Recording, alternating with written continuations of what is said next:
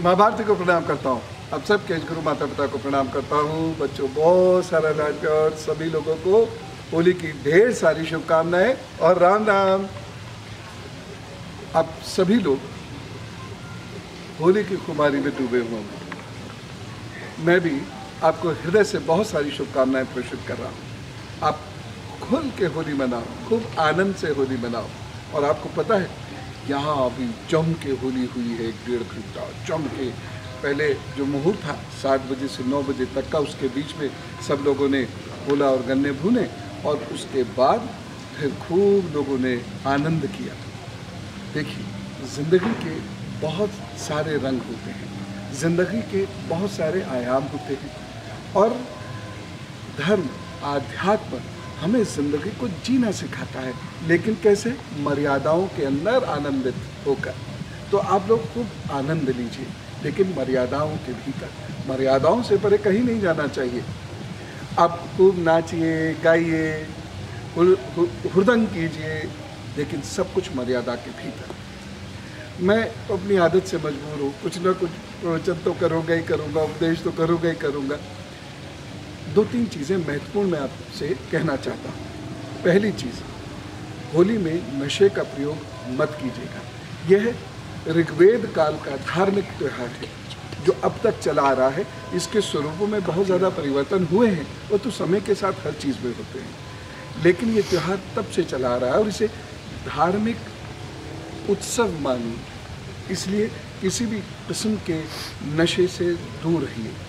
दूसरी बात, स्त्री और पुरुष सबको मर्यादाओं से और उत्साह और आनंद से हर त्यौहार मनाने का अधिकार है, लेकिन कुछ लोगों की वजह से, कुछ पुरुषों और लड़कों की वजह से, आपको पता है बहुत सारी माताएं, बहनें, बच्चियां खुल के अपने त्यौहार को नहीं मना पाती। कृपया मर्यादा में रहना बच्चों। बाकी लोगों से भी मैं सबसे कह रहा हूँ कि स्त्रियों को कष्ट ना हो। हाँ, उनकी इज्जत पे आँच नहीं आनी चाहिए। तीसरी बात जो मुझे आपसे कहनी है वो ये है कि जो भस्म होती है होली की, ये बहुत महत्वपूर्ण होती है। इस भस्म को लेके अपने पास सुरक्षित रख लीजिए। एक डिब्बे में 3-4 चम्मच भर के रख लीजिए। ईश्वर ना करे कभी कोई परेशानी हो तो नाभि में, हृदय स्थल पर, विशुद्धि पर, जिह्वा पर, मस्तक पर उसे धारण कर लिया करें। बहुत काम की है ये भस्म। चौथी चीज़ मैं ये कहना चाहता हूँ, टोने टोटके से परहेज करें। आपके पास तो ईश्वरीय शक्ति है, ब्रह्मांडीय शक्ति है। आप ज़रा सी आंख बंद करके आर्त भाव से ईश्वर को पुकारते हैं तो वह स्वयं आपकी मदद के लिए आते हैं। हमें टोने टोटकों की क्या ज़रूरत है? जो आधुनिक विध्वंसक रूप है तंत्र का, इसकी हमें आवश्यकता ही कहाँ है? हम तो प्रभु जी के साथ हैं। तो आप खूब खुल के होली मनाइए, आनंद के साथ खूब नाचिए, गाइए। स्वास्थ्य का भी थोड़ा सा ध्यान रखिएगा। थोड़ी सी ठंड हो गई है तो ऐसा ना हो कि आप बहुत ज़्यादा भीग जाए। और बच्चा पार्टी ख़ास तौर से तुम लोग ध्यान रखना, बहुत ज़्यादा भीग मत जाना। और एग्ज़ाम्स भी बहुत सारे बच्चों के सर पर होंगे तो कहीं तबीयतें मत ख़राब कर लेना। एक चीज़ और है, गुलाल का प्रयोग हर्बल वाला करें। हर्बल जो गुलाल होता है ना, केमिकल आपके दांतों को, आपके गले को, आँखों को बहुत नुकसान पहुंचाता है। सांस के साथ अंदर जाता है, लंग्स को भी नुकसान पहुंचाता है। अरे होली तो नाचने गाने मस्ती मौज का त्यौहार है, तो बढ़िया सा गाना लगाइए, उस पर थिरकिए। और किसी चीज़ की क्या ज़रूरत है? और अगर उपयोग करते हैं तो हल्दी का उपयोग कीजिए, चंदन का उपयोग कीजिए, बहुत अच्छे अच्छे परफ्यूम्स का उपयोग कीजिए, हर्बल गुलाल का उपयोग कीजिए। इस तरह आप अपनी होली जम के मनाइए। लेकिन भस्म जो होती है होली की, मैं पुनः याद दिला रहा हूँ, ये बड़े काम की होती है, इसलिए इसे उठाकर अपने पास ज़रूर रख लीजिएगा। मुसीबत की साथी होगी ये। आज ऐसे ही सुबह मैं फेसबुक देख रहा था तो मुझे एक चित्र दिखा, उससे बड़ा दुख भी हुआ। कुछ बच्चे एक पोस्टर हाथ में लिए खड़े थे और वो ये कह रहे थे कि होलिका जलाना स्त्रियों का अपमान है। ये कहाँ से नई नई बातें निकल के आ रही हैं?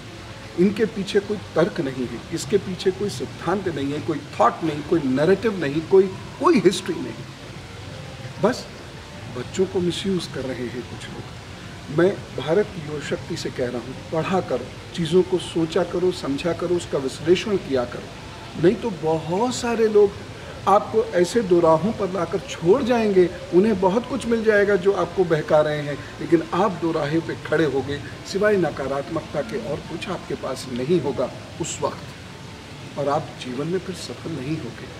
देखो, कुछ लोग तो कहते हैं भारतीय इतिहास है ही नहीं, लेकिन फिर भी होलिका की वह बुराई कर रहे हैं, तो वह स्वयं में कन्फ्यूज्ड है। दूसरी चीज़, वो कहते हैं ना हिरण्यकशिपु है ना प्रहलाद है, जब ये दोनों नहीं है तो होलिका भी नहीं है, तो आपको चिंता करने की क्या ज़रूरत है। खैर, और तीसरी चीज़, क्या आप एक ऐसी स्त्री को सपोर्ट करेंगे जो एक छोटे से बच्चे को गोदी में लेकर अग्नि में बैठ रही है? क्या वह अच्छी है? क्या उससे आप भारत की स्त्रियों की तुलना करेंगे? कभी भी नहीं करेंगे ना। तो चीज़ों को बहुत गहराई से समझकर उसका विश्लेषण कीजिए। वो एक छोटे से बच्चे को मारना चाह रही है। आज का कानून क्या करता?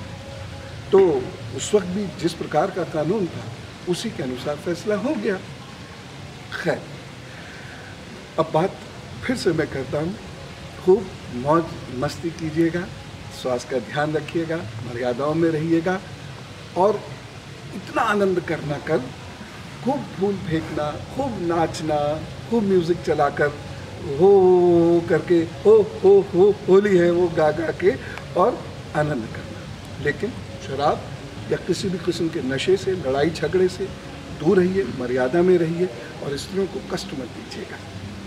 ठीक? तो फिर एक बार आप सभी लोगों को हृदय से होली की बहुत ढेर सारी शुभकामनाएं देता हूँ। और देखो बच्चा पार्टी, मौज मस्ती में कमी नहीं होनी चाहिए, हमारी संस्कृति का ये अभिन्न अंग है। ठीक?